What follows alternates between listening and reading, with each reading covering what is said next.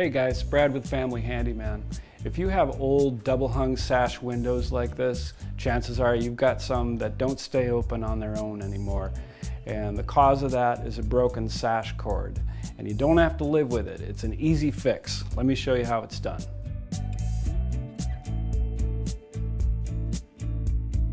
So the first thing we have to do is we have to get this sash free. And in order to do that, we need to take out these front stops. Sometimes they have screws holding them in place, and these are just nailed in place. So we'll get a pry bar out and pop those out of there. So we got the front stops out, now we can remove the sash. On this window, we've got two different problems. On this side, the sash cord itself is still intact, it's connected to the weight, the knot is still there, but somehow the knot freed itself from the mortise in the side of the sash. And the problem on the other side is more common. On this one, the sash cord just broke and it's still, the knot is still in the mortise. But we're going to replace both sash cords, even though that one isn't broken. We'll do both of them so that they're both exactly the same, with fresh new cords instead of the stiff old ones. So the first thing we're going to do here is free this cord from the roller track.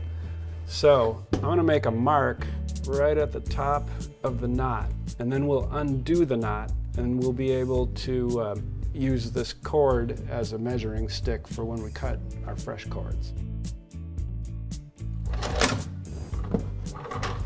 Well, there we go.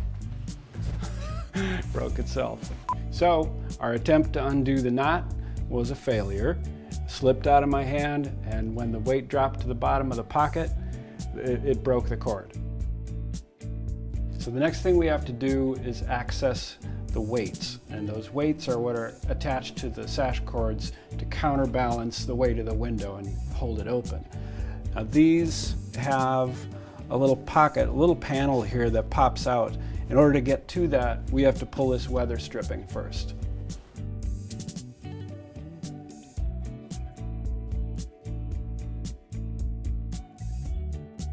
So we got our sash weights out, and I'm going to attempt one more time to undo the knot at this end of the sash weight.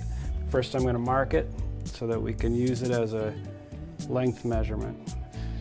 So we've got our new sash cord. I'm going to transfer the knot location marks that we made onto this new sash cord, and then we'll cut it to length. We'll leave a little bit extra just so that we're sure we have enough and make sure the knots are in the same place. All right, so this is the end that we're going to feed down through the roller that's going to drop down in the cavity.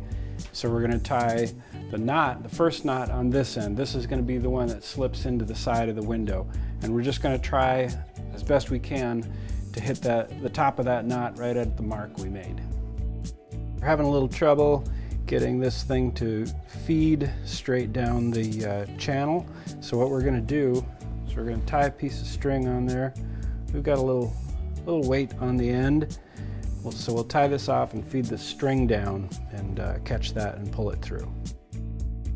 All right, so we've got our new sash cord popping out the pocket here.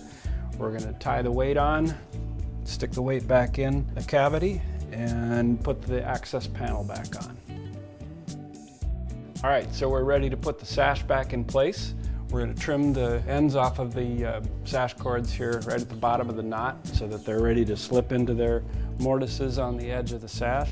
Once we get them in there, we'll pop a little screw in there just to make sure that those cords stay put. All right, our window is in. Sash cords are attached. Now we just have to reattach the front stops and we're all set.